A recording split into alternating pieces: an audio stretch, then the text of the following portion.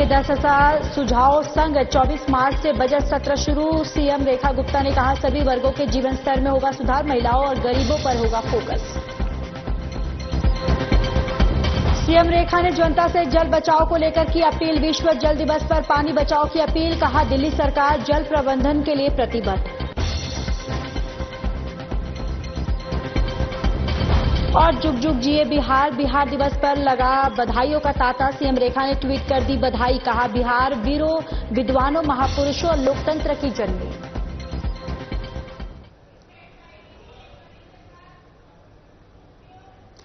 नमस्कार, बहुत स्वागत है आप सभी का इस बुलेटिन में। मैं हूं आपके साथ ज्योति यादव। दिल्ली की मुख्यमंत्री रेखा गुप्ता ने कहा कि सभी वर्गों का जीवन स्तर सुधारने का जो वादा सरकार ने किया और दिल्ली को विश्व स्तरीय राजधानी बनाने का सरकार का जो उद्देश्य है, इस बजट में उसे पूरा करने हेतु सुझाव के लिए हमने 3 मार्च को एक ईमेल आईडी और एक व्हाट्सएप नंबर की घोषणा की थी। ये बजट सत्र 2024 से मार्च से शुरू होगा और ईमेल के माध्यम से हमें 3,303 सुझाव प्राप्त हुए हैं और व्हाट्सएप नंबर में हमें 6,982 सुझाव प्राप्त हुए हैं। सभी सुझाव विकसित दिल्ली बजट का प्रारूप तैयार करने में बहुत काम आए हैं। ये प्रेस वार्ता विशेष रूप से आप सभी को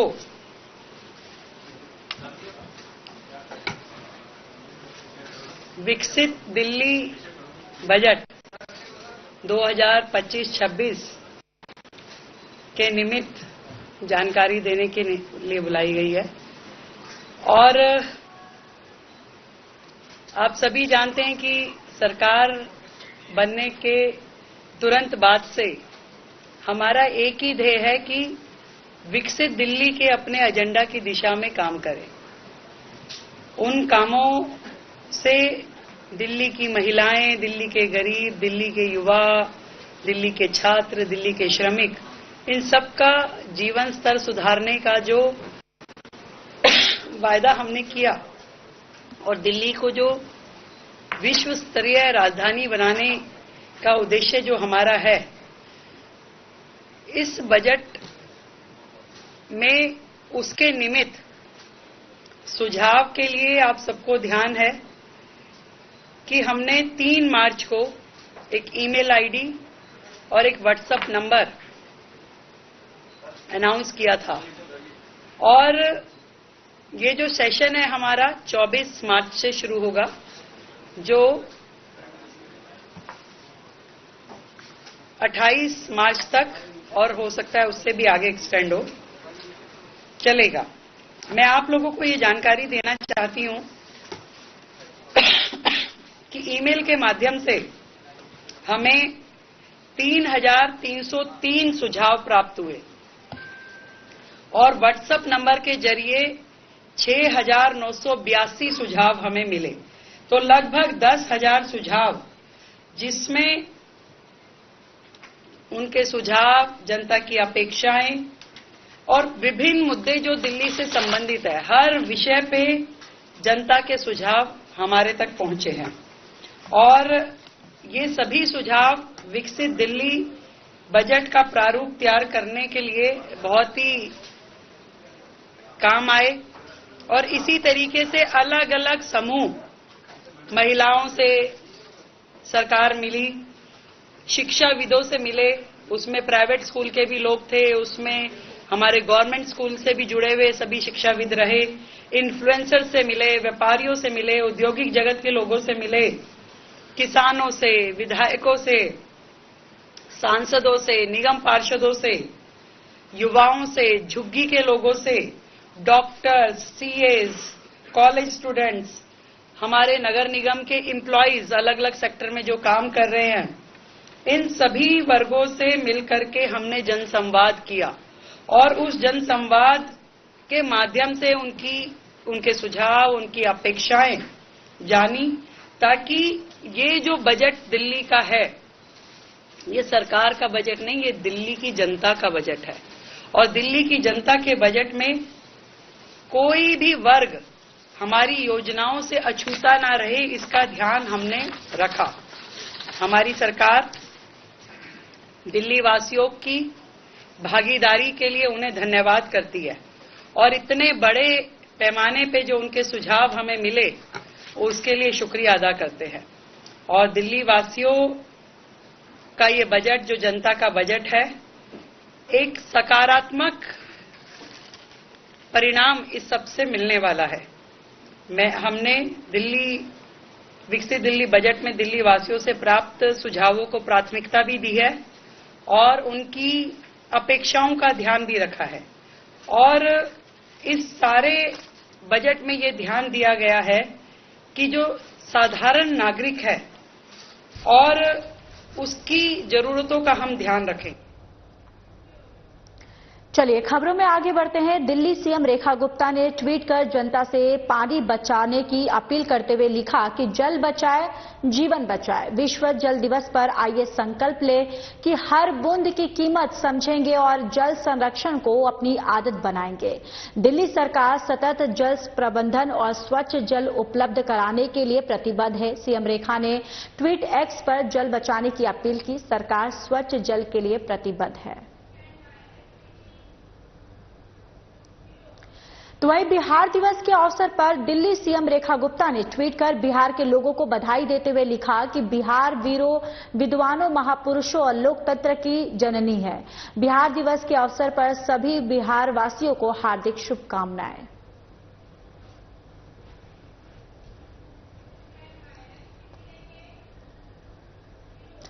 तो वहीं केंद्रीय मंत्री किरेन रिजिजू ने राष्ट्रीय ई विधान एप्लीकेशन के कार्यान्वयन के लिए समझौता ज्ञापन पर हस्ताक्षर करने के संबंध में दिल्ली विधानसभा के अध्यक्ष विजेंद्र गुप्ता के साथ संसद भवन में मुलाकात की है।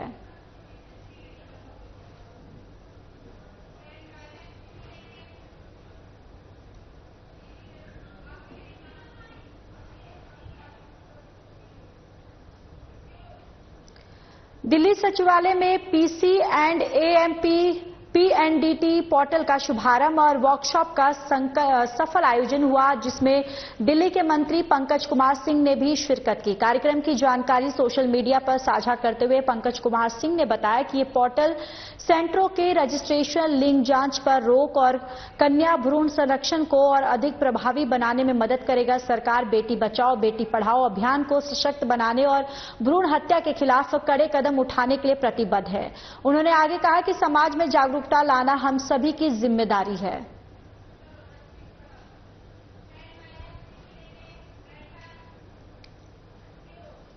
दिल्ली सरकार के पीडब्ल्यूडी मंत्री प्रवेश साहिब सिंह वर्मा ने अहम बैठक की, जिसमें विधायकों, पीडब्ल्यूडी, जल बोर्ड और सिंचाई विभाग के अधिकारी शामिल हुए। बैठक की जानकारी सोशल मीडिया पर साझा करते हुए मंत्री प्रवेश वर्मा ने लिखा कि सड़कों की मरम्मत, सीवर नालों की सफाई, जल भराव के समाधान और अवैध कब्जों पर सख्त कार्रवाई के निर्देश अधिकारियों को दिए गए हैं, ताकि हर विधानसभा क्षेत्र की समस्याओं का तेजी से समाधान किया जा सके।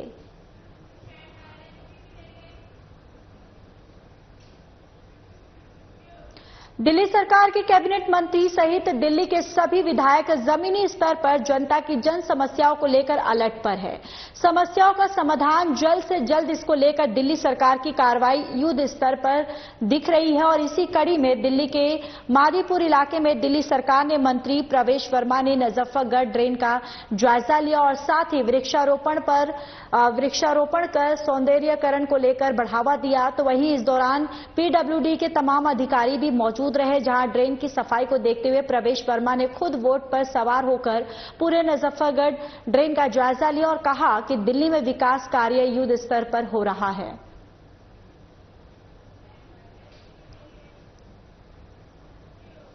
बिहार राज्य के स्थापना दिवस पर दिल्ली के कैबिनेट मंत्री प्रवेश साहिब सिंह वर्मा ने सोशल मीडिया पर पोस्ट किया। उन्होंने बिहार वासियों को बधाई देते हुए लिखा कि विश्व के लोकतंत्र का पहला पाठ देने वाली भूमि, ज्ञान और संस्कृति और धरती बिहार राज्य के स्थापना दिवस पर सभी बिहार वासियों को हार्दिक शुभकामनाएं।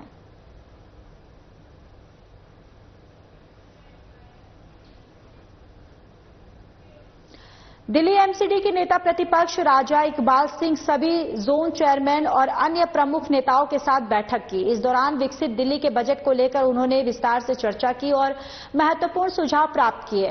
इसके बाद उन्होंने कहा कि जनता की अपेक्षाओं के अनुरूप हम समृद्ध और सुव्यवस्थित दिल्ली के निर्माण हेतु प्रतिबद्ध हैं।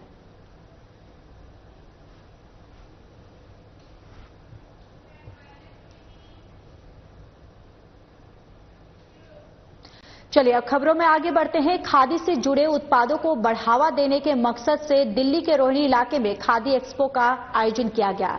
इस प्रदर्शनी में न केवल खादी से जुड़े उत्पादों पर विशेष जोर दिया गया, बल्कि ऐसे कारीगरों को प्रोत्साहन भी देने का काम किया गया जो खास तौर पर खादी के उत्पादों पर काम कर रहे हैं। खादी और ग्रामोद्योग आयोग द्वारा इस प्रदर्शनी में खादी और ग्रामोद्योग आयोग के अध्यक्ष मनोज कुमार मुख्य अतिथि के तौर पर उपस्थित हुए और जिन्होंने विधिवत रूप से रिबन काटकर इस प्रदर्शनी की शुरुआत की। कार्यक्रम में 3 महत्वपूर्ण पहलुओं पर ध्यान केंद्रित किया गया और इसमें खादी की विशेष प्रदर्शनी, ग्रामोद्योग विकास योजना के तहत टूल किट वितरण और प्रशिक्षण प्रमाण पत्रों का वितरण किया गया।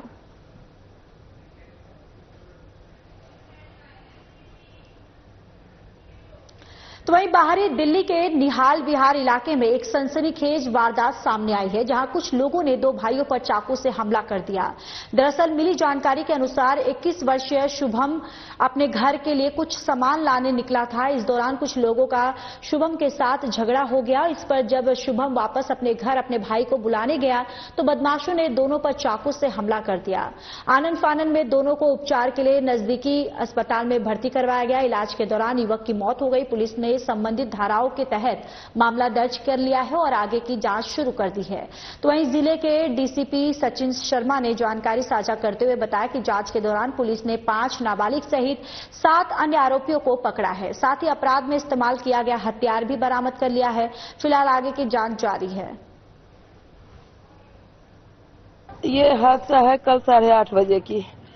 बच्चा गया सब्जी लेने के लिए मार्केट में, इधर ही कोई मार्केट है, तो वहाँ पर गया सब्जी लेने के लिए। सब्जी लाने में थोड़ा देर हो गया। उसकी मम्मी भी नहीं थी, अपने मायके गई हुई थी, तो उसको वहाँ पर में हाथापाई हो गया। कोई लड़के सब था, उसको मार दिया तो अपना छोटा भाई है नीरज, उसको बुलाने के लिए आया। वहाँ पर गया तो दोनों भाई को मारा। उसको भी यहाँ काट दिया है, पूरा नस पिट्ठी में भी 2-4 जगह बुरी तरह से घायल कर दिया है और इसको भी पूरा यहाँ से यहाँ तक पूरा फाड़ दिया। अब वो बोला जो चलो भाई यहाँ से चलो, लेकिन उसको क्या पता कि ये ऐसा बुरा हाल में यहाँ पड़ा हुआ है। और यहाँ थोड़ा दूर आया, उसको नहीं देखा, तो वो फिर वापस गया तो देखा तो घर से चादर लाके उसको ढक दिया। फिर उसी के नीचे के किराएदार है, वो देखा तो इधर उधर फोन घुमाया तो गाड़ी वाड़ी करके जाने लगा। तो पुलिस भी आए, पुलिस हॉस्पिटल गए, पुष्पांजलि हॉस्पिटल है वहाँ ले गए, वहाँ पर मैं भर्ती किया और जो डॉक्टर का उपचार हुआ। क्या बताया जब भर्ती करने के बाद? डॉक्टर ने बताया कि यहाँ पर में कोई इनका चांस नहीं है, क्योंकि बुरी तरह से उसका सब कुछ कट चुका है। हार्ट भी, फेफड़ा, किडनी जितने भी है पूरे तरह से कट चुके हैं, इसका कोई चांस नहीं है।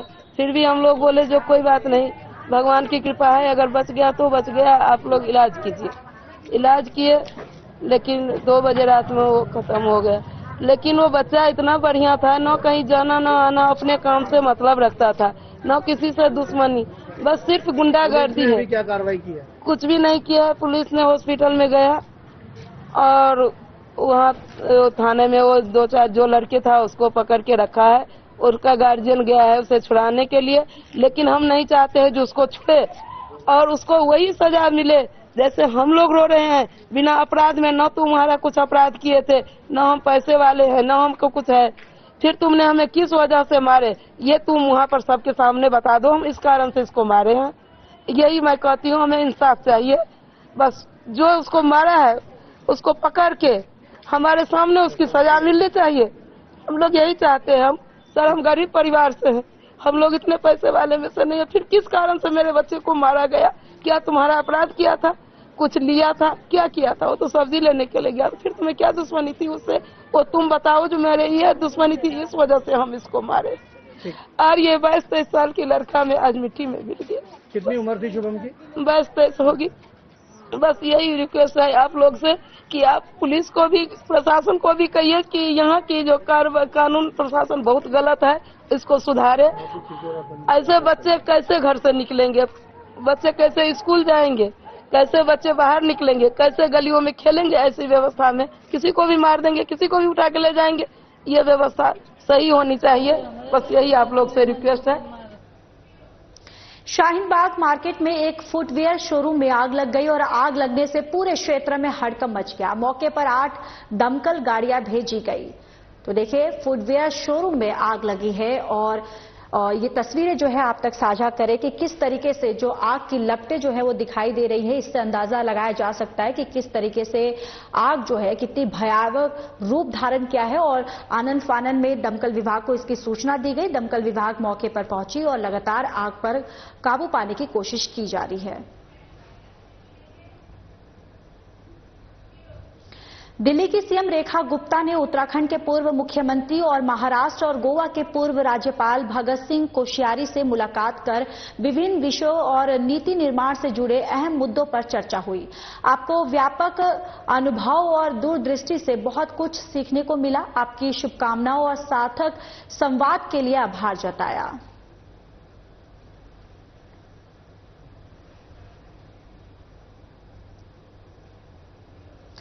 दिल्ली के कैबिनेट मंत्री प्रवेश साहिब सिंह वर्मा ने हर हफ्ते होने वाले समर एक्शन प्लान की समीक्षा के तहत जल बोर्ड के अधिकारियों के साथ बैठक की। इस दौरान पिछले हफ्ते तय किए गए लक्ष्यों की प्रगति पर चर्चा की गई और आने वाले हफ्ते में जल आपूर्ति और सीवर व्यवस्था में और सुधार के लिए रणनीति बनाई गई और हर हफ्ते का टारगेट निर्धारित किया गया ताकि जनता को बेहतर सेवाएं मिल सके। प्रवेश साहिब सिंह वर्मा ने बताया कि हमारी सरकार हर नागरिक तक मूलभूत सुविधाएं पहुंचाने के लिए पूरी तरह से प्रतिबद्ध है।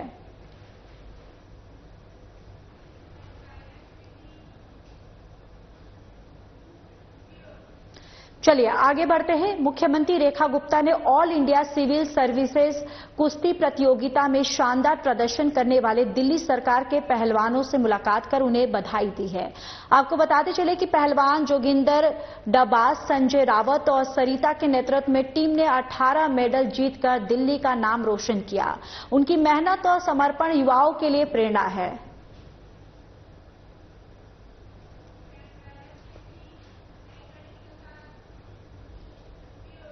दिल्ली में सरकार बनने के बाद से ही लोक निर्माण विभाग यानी कि पीडब्ल्यूडी के मंत्री प्रवेश वर्मा एक्शन में दिख रहे हैं और डिप्टी सीएम प्रवेश वर्मा दिल्ली के अलग अलग इलाकों का दौरा कर निर्माण कार्यों को देख रहे हैं। दिल्ली सरकार के मंत्री प्रवेश वर्मा ने कहा कि हमारी कोशिश है कि यमुना में आकर जो भी पानी गिरता है वो सारा पानी और ट्रीट हो। और डिप्टी सीएम ने कहा कि वो हर एसटीएफ यानी कि सीवेज ट्रीटमेंट प्लांट पर जाकर देख रहे हैं कि वे अपनी क्षमता पर चल रहे हैं या नहीं। उनकी गुणवत्ता की जांच कर रहे हैं और अगर ढिलाई होगी तो अधिकारियों पर सख्त से सख्त कार्रवाई भी होगी। जहां देखो समस्या ही समस्या है, मगर हमने भी ठान लिया है कि हम भी अपनी मेहनत में कोई कमी नहीं छोड़ेंगे और अधिकारियों के साथ में इन्हीं अधिकारियों से ही काम करवाएंगे। जो अधिकारी काम नहीं कर रहे पिछले 10 साल से, पूरा दिल्ली का सिस्टम एकदम ठप हो चुका था और ऐसा हो गया था कि वो कभी भी कोलैप्स हो सकता था।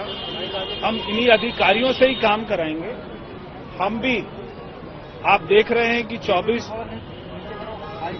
20-20 घंटे सारे मंत्री सारे सड़क के ऊपर हैं, पूरी सरकार सड़क के ऊपर है। अधिकारियों को एकदम सख्त से सख्त हमने निर्देश दिए हैं, बिल्कुल ढिलाई बर्दाश्त नहीं होगी। जो चला आ रहा था सिस्टम को बदलना पड़ेगा और सारी समस्या को ठीक करेंगे। हम भी कोई कसर नहीं छोड़ेंगे।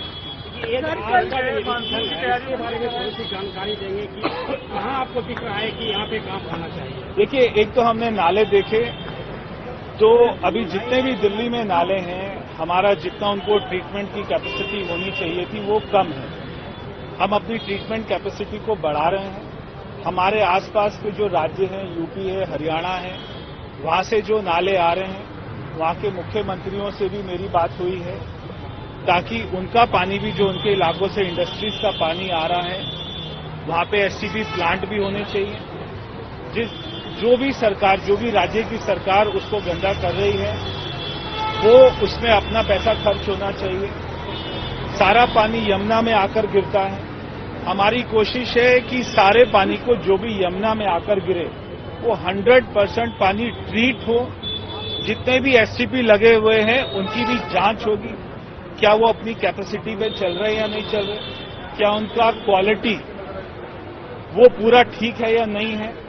मैं एक एक एससीपी पे स्वयं जा रहा हूं और जो भी वहां पे ढिलाई अगर हो तो उस अधिकारी के ऊपर में सख्त से सख्त हम लोग कार्रवाई भी करें। सारे अधिकारियों की खाल पिछले 10 साल में मोटी हो गई है, तो उनकी चर्बी को हम लोग जो है निकालेंगे।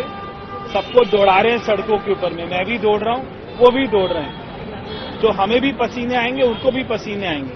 तो जब उनको पसीने आएंगे तो चर्बी कम होगी, तो खाल पतली होगी, तो काम करना पड़ेगा। लेकिन सर हमने देखा छप्पन जे में अधिकारियों के खिलाफ कार्रवाई भी होती रही है पिछले दिनों में। क्या आपकी सरकार भी ऐसी कोई प्लानिंग में है जो अधिकारी छप्पन जे में? देखिए, ये अधिकारी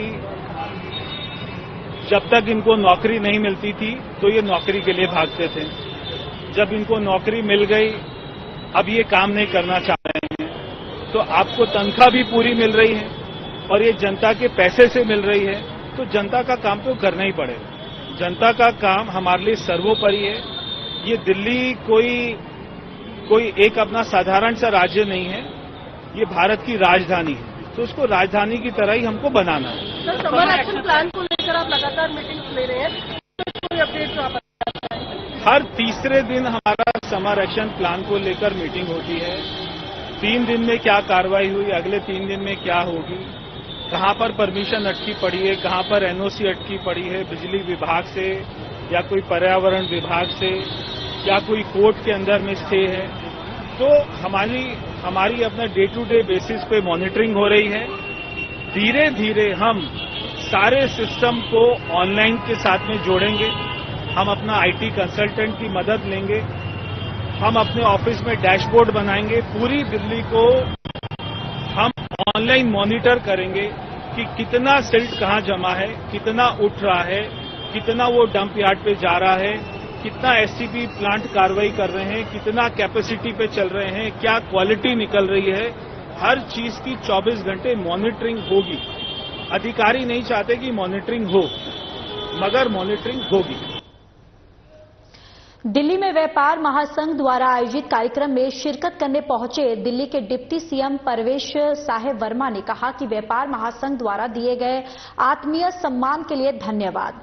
दिल्ली के व्यापारियों की समस्याओं के समाधान और उनके हितों की रक्षा के लिए हमारी सरकार पूरी तरह से प्रतिबद्ध है और व्यापारी भाई बहनों के सहयोग से हम दिल्ली के विकास को नई गति देंगे। बताते चले कि इस दौरान उनके साथ सांसद बांसुरी स्वराज भी उपस्थित थी।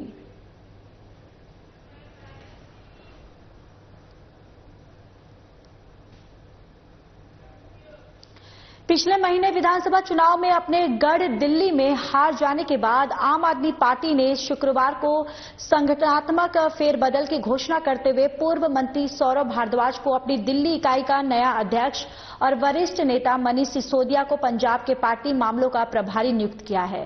भारद्वाज ने गोपाल राय का स्थान लिया है, जबकि सिसोदिया ने पंजाब का प्रभार संभाला है। पंजाब देश का एकमात्र राज्य है जहां वर्तमान में आम आदमी पार्टी सत्ता में है और ये निर्णय आप सुप्रीमो अरविंद केजरीवाल के आवास पर आपकी राजनीतिक मामलों की समिति पीएससी की बैठक के दौरान लिए गए।